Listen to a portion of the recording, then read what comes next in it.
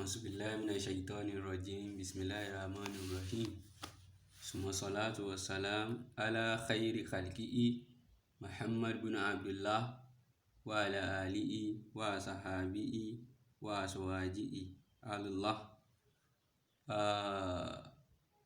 ọ̀rọ̀ nípa protest àwọn àfáà wa wọ́n sọ̀rọ̀ tó pọ̀ nípa rẹ̀ láwọn àfáà wa ní Nàìjíríà níbí gẹ́gẹ́ ǹjẹ́ protest ṣó dáa, ṣé Islam ṣé òfin Islam ń faramọ́ àbí òfin Islam ń fàyè gbà. Now àkọ́kọ́ náà àwọn kan sọ pé ò dáa nínú àwọn àfáà wa, àwọn náà sì rí sọ. Àwọn kan sọ pé ó dáa, àwọn náà sì rí wí. Àwọn tó sọ pé ò dáa yìí àwọn pín sọ́nà méjì.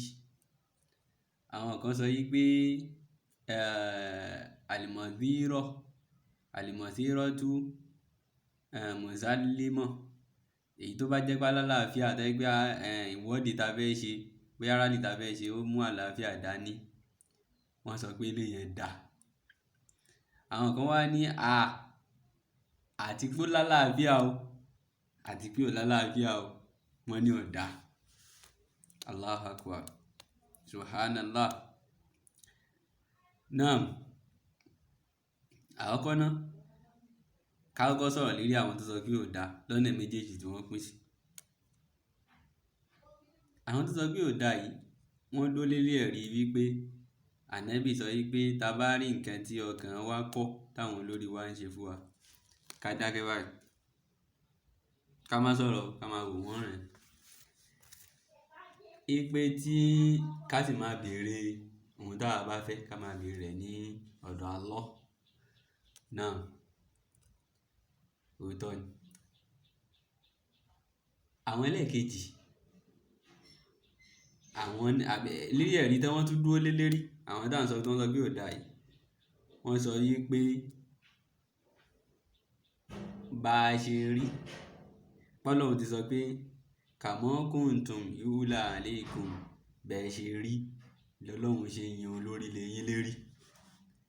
Pé bí wà wá ṣe rí bọ́lọ́hun ṣe dá wa pé a dá lọ́lọ́hun fi yan olórí tí ò dá lé wa lérí. Wọ́n mú ẹ̀rí eléhùn náà wá ní agbọ́nrin ibẹ̀ wọn. So ẹ̀rí pọ̀ tí wọ́n mú wá. Wọ́n dẹ̀ máa àwọn àfáà wá yí pé àwọn àfáà tó sọ pé ò dáa bí Ibn Usaymin, bí Ibn Abbas, yí pé wọ́n sọ yí pé kò dáa, pé àwọn àfáà wọn sì lágbára, wọn ò ṣe é tì dànù nínú ẹ̀sìn Islam nínú nǹkan tí wọ́n bá sọ. But gbogbo àwọn tó ń dákọ̀ yìí náà wọn èyí ṣe màásúmọ́, wọn èyí ṣe ẹni tí ò lè ṣe mistake. Oníkálùkù ó ti máa sọ̀rọ̀ jáde pẹ̀lú nǹkan tó bá ṣẹlẹ̀ nígbà àti tiẹ̀ àti inú orílẹ̀-èdè tó wà. Wọ́n ní khuruju alayhim, ká jáde lérí àwọn ìjọba ká sọ pé nǹkan tí wọ́n ń ṣe ò dáa, wọ́n ní kò dáa rárá, wọ́n sì hàrámọ̀ rẹ̀. Wọ́n wá sọ pé i'anatuhum ala al-khair, àfáà kan sọ pé i'anatuhum ala al-khair, tí wọ́n bá ń ṣe dáadáa bí wọ́n fẹ́ ṣe nǹkan tó dáa ká máa ràn wọ́n lọ́wọ́, wọ́n bá lè rí kíní yẹn ṣe ó dáa. But tí wọ́n bá fẹ́ ṣaburú fún wa ká má kọ̀ fún wọn. Ẹ̀dí gédà kejì ní kíní yẹn. I'anatuhum ala al-khair, tí wọ́n bá ń ṣe dáadáa, tí wọ́n bá fẹ́ ṣe dáadáa ká ràn wọ́n lọ́wọ́. But tí wọ́n bá fẹ́ ṣe aburú fún wa ká dákẹ́ báyìí ká máa wò wọ́n. Now àwọn ẹlẹ́ẹ̀kejì wọ́n sọ fún wa yí pé ó dáa ipe kí èèyàn lè ṣe alimọ̀sírọ́tù ihtijáàjù al-intirad ala al-waliyyi, wípé èèyàn lè ṣe. Àwọn náà mú ẹ̀rí wá, wọ́n sì rọ́rọ̀ sọ. Àwọn sọ fún wa yí pé Ọlọ́run sọ yí pé qala Allahu subhanahu wa ta'ala ta'awwanu ba'da al-isti'adha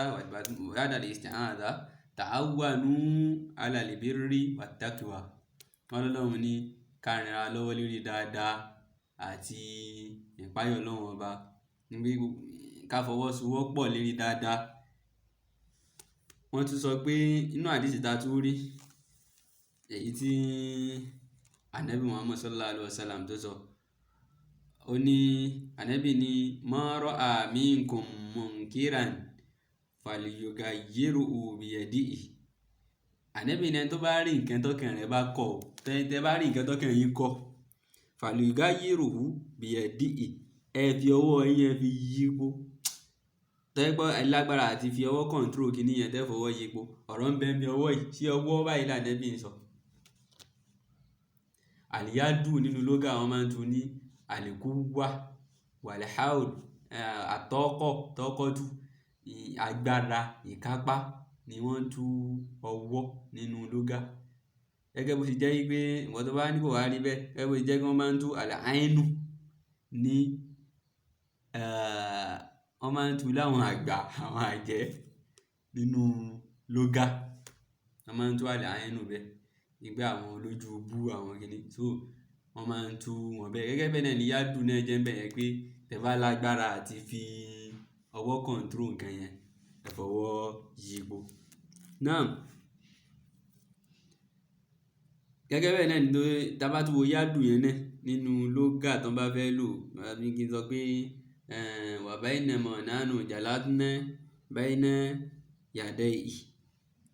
Àní sọ pé nígbà tí mo jókòó ní àárín ọwọ́ rẹ̀, á sọ pé nígbà tí a jókòó níwájú rẹ̀, so bẹ́ẹ̀ làwọn lógà yẹn ṣe rí. So àlìyádù níbí àlìkúwà tó yẹ ká agbára bá wà láti yí nǹkan yẹn gbogbo ẹ̀ lágbára, ẹ fa agbára yípo. Gbogbo àtàwọn agbára ò ká ní Nàìjíríà gbé àlẹ́nu lókè, tẹ́ gbà àwọn gbogbo sínétọ̀ gbogbo kìíní wọ́n bá bàbá wa àgbàlagbà Ọlọ́run jẹ́ àrí wọn pẹ́, wọ́n bá wọn sọ wípé ẹ wá sì jẹ́ ká dá wọn lóhùn, ẹ wá jẹ́ kí agbára làwọn lòun bọ̀tàwò lágbára. Ànábì tó wà ní wàhíń lámú tẹ̀sítẹ́tìn tó ẹ̀ bá lágbára àti fọwọ́ yí nǹkan yẹn po fábìlì dáa ni ẹ lo ahun yín, lo ahun rẹ̀ kó fi yípo. Ẹ má kàn dákẹ́ báyìí, tẹ́ bá lágbára àti yí nǹkan yẹn po lọ́wọ́, ẹ lo fàbílì dáa ni, ẹ lo ahun yín, ẹ sọ̀rọ̀ sókè, ẹ speak louder, wípé àfẹ́ nǹkan yìí o, ẹ sọ̀rọ̀ sókè. Wàhíń lámú tẹ̀sítẹ́tìn tẹ́ bá tó wà lágbára àti tẹ́ bá lágbára àti sọ̀rọ̀ sókè tó ń bá pa yín lẹ́nu mọ́, tó ń fìbọn pa yín lẹ́nu mọ́ bí ẹ gbọ́dọ̀ sọ̀rọ̀.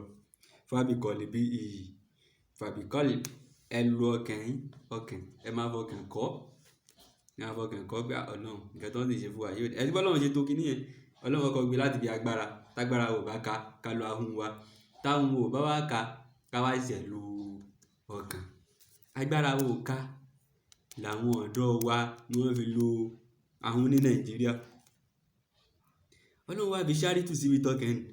Ọlọ́run ní fàsálíkà ad'aful iman, fàsálíkà ad'aful iman. Ànábì astagfirullah, ànábì ní sọ̀rọ̀, ànábì fi ṣáàrìtù síbi tọlọ́kàn dé yẹn pé fàsálíkà ad'aful iman, ọkàn kẹ́ máa lọ́kàn yẹn o, eléyẹn òun ló lẹ jù nínú ìgbàgbọ́. Nǹkan ṣe yín tán bá dá nìyẹn o, tẹ́ bá ti lè sọ̀rọ̀ mọ́, wàláhì nǹkan ti ṣe yín Nàìjíríà nìyẹn. Tó bá yẹ kí bọ́n wọn fi pa yín lẹ́nu mọ́, tẹ́ bá lè sọ̀rọ̀ mọ́, nǹkan ti ṣe yín Nàìjíríà nìyẹn. Aládìsí eléyìí a sì rí àyà yìí. Àkọ́kọ́ ní gbogbo ẹ̀rí táwọn yẹn mú wá, táwọn àfáwà mú wá lérí pé ká má sọ̀rọ̀. Tá bá gbé àyà Kùránì àti àdìsí, tá bá gbé sẹ́gbẹ̀ẹ́ wọn, a rí pé àdìsí yìí àtàyà yóò lágbára ju ti bí wọn lọ. Kò bá sì tẹ̀ wá dà tó bá yẹ kí wọ́n bá fi sínú mọ̀kúrú, nǹkan tó jẹ́ pé wọ́n kẹ́kọ̀ọ́ fún wa pa àgbọ́dọ̀ ṣe. Mọ́ tó kí dọ́ thawab ala tarki imtisalan la iqab. Nǹkan tó jẹ́ pé ẹni tó bá ṣe wọ́n ní sẹ́yìn lẹ́sẹ̀. Tí ò bá ìtújú téèyàn bá tún ṣe náà, wọ́n ní sẹ́yìn lẹ́sẹ̀.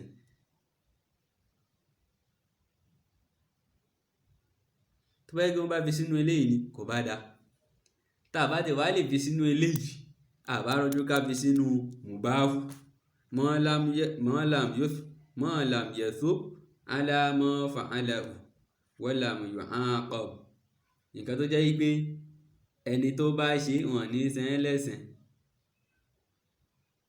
Tálákọ̀ọ́kọ́ òun al-makruh yẹn, ẹni tó bá ṣe òun wọ́n san lẹ́san. Bí kí n fẹ́ wọnú mọ́sálásí nísìn, kí n wá gbé ẹsẹ̀ ọ̀tún wọnú mọ́sálásí, wọ́n san mí lẹ́san. Tálákọ̀ọ́kọ́ ni. Àmọ́ tó jẹ́ kí n bá gbẹ́sẹ̀ òsì wọnú mọ́sálásí, wọ́n ní san mí lẹ́san, wọ́n sì ní jẹ mí yà. Tó jẹ́ kí nínú eléyìí ni wọ́n fi sí ni, tí wọ́n bá fi sínú haram, tí wọ́n bá haram rẹ̀ kò bá dá. Tọ́ ẹ̀ bá wà lè fi sínú eléyìí, ẹ̀ bá fi sínú ma lam yathub ala fa'ilihi wa lam yu'aqab, ẹ̀ bá fi sínú mubahu, èyí tó jẹ́ pé téèyàn bá ṣe wọ́n ní san yẹn lẹ́san, téèyàn bá tún ṣe náà wọ́n ní san yẹn lẹ́san. Nǹkan tó bá wù yẹn lèyàn lè ṣe, bí kéèyàn sọ pé mo fẹ́ jẹun, tí n bá jẹun nísìnyí kò sẹ́san tí wọ́n san mí, tí n bá jẹun kò sẹ́san tí èmi mú mọ̀. Tẹ́ ẹ bá fi sínú eléyìí ni ẹ̀yin àbá wa kò bá dá, kò bá dá. Àmọ́ kẹ́ máa wá discourage pé bóyá nǹkan táwọn ọ̀dọ́ ṣe àkọ́kọ́ ní ká kọ́kọ́ lọ ní síbi pé jàgídíjàgan tẹ́ ẹ̀ sọ pé jàgídíjàgan, kò sí ẹnìkankan nínú àwọn àfáà wa Nàìjíríà tí wọ́n support wípé jàgídíjàgan tàbí kéèyàn fa wàhálà, kéèyàn da nǹkan rú, kéèyàn ba nǹkan jẹ́, kò sí ẹni tó support ẹ̀. Àmọ́ ohun tó fa eléyìí tá a fi ń sọ̀rọ̀ sókè, òun ni wípé nahanu shabab nakhafuna dararain. Ẹja tó padà sínú usulu fíkì.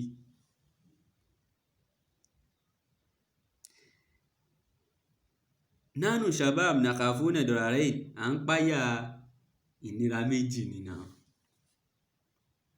ara ni wá. Ìnira kan nìyẹn. Tàbá ètò protest náà, ó lè jẹ́ pé ìyà ó jẹ wá, ó sì ṣeéṣe kí ìyà má jẹ wá. Àbá wá kúkú protest yẹn ká sọ̀rọ̀ sí òkè, kí bóyá Ọlọ́run tiẹ̀ lè torí bẹ́ẹ̀ kí ìnira yẹn kúrò. Kò bá dá tó bá yẹ kí wàásí tẹ́yìn ṣe, ẹ̀ ń fojú méjì ríran. Tẹ́ ọ̀rá máa ṣe wàásí yẹn débi pé ẹ máa ọ̀rá fi sọ pé olórí wa wọ́n ní ò bá sì ò bá wo nǹkan tí wọ́n ń sọ yìí ò bá ṣe kinní kan, nísìnyí wọ́n ti pa wá lẹ́nu mọ́, everybody dẹ̀ ti dákẹ́. Bọ̀dá mọ̀ ìgbà ti tẹ̀ láti sí pé fàbílì ta ní ẹ sọ̀rọ̀, ó wá kù sọ́wọ́ Ọlọ́run á ti sọ̀rọ̀. Ṣebí president wa, ṣebí mùsùlùmí, ẹ̀ wọ́n sọ pé kinní kan kò dáa, kinní kan wọ́n ti ṣe kéèyàn jáde tó lórí ò dáa, àṣẹ ń support ẹ̀ torí jẹ́ mùsùlùmí. Láà. Táni nẹ́bì gẹ́ bá ń bẹ láyé, Muhammad sallallahu alaihi wasallam yóò ti kọ lẹ́tà láti Saudi rán iṣẹ́ sí Buhari. Ike ya Muhammadu Bukhari lasta alami láti sílé ìwọ Muhammad Buhari sí lójú ènìyàn ànábì Muhammad. Torí pé inú nǹkan tọ́lọ́run fi ròyìn ànábì ni pé Ọlọ́run laqad ja'akum rasulun min anfusikum azizun alayhi ma anittum harisun alaykum bil mu'minina raufur rahim.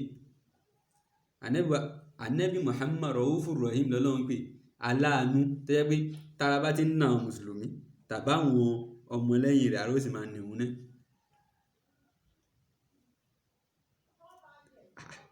Ìbá Ànábì sọ pé kullukum ra'in wa kullukum mas'ulun an ra'iyyah.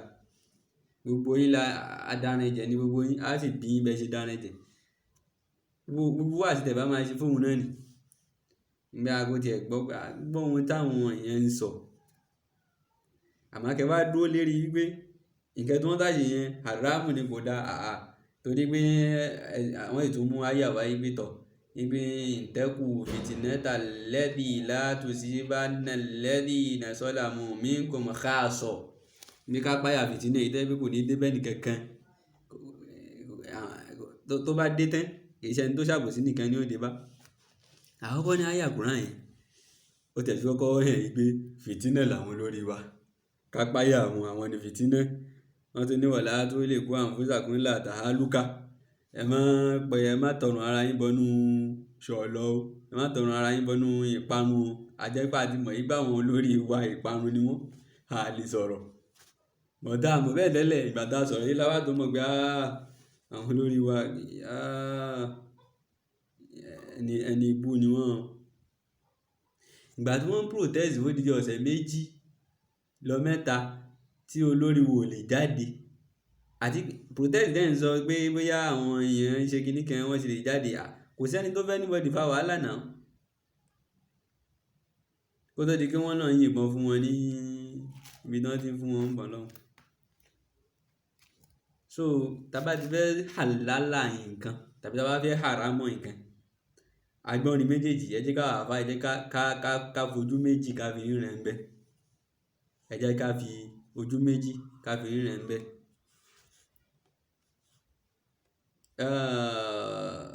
Ọ̀rọ̀ sì tún kún lórí eléyìí ṣùgbọ́n ẹ jẹ́ kí n dúró báyìí ná. Ọlọ́run ṣàánú wa ní Nàìjíríà, Ọlọ́run kún wa lọ́wọ́. Gbogbo yín bọ̀ lókè ń bọ̀ ńlẹ̀, Ọlọ́run bá wa ṣẹ́tù ẹ̀. Ọlọ́run sì jẹ́ kí àwa àtàwọn ìjọba ká gbọ́ra wa yé. Ọlọ́run láàánú wa. Wa sallallahu ala sayyidina Muhammad wa sallim. Aqulu qawli hadha astaghfirullah li wa lakum.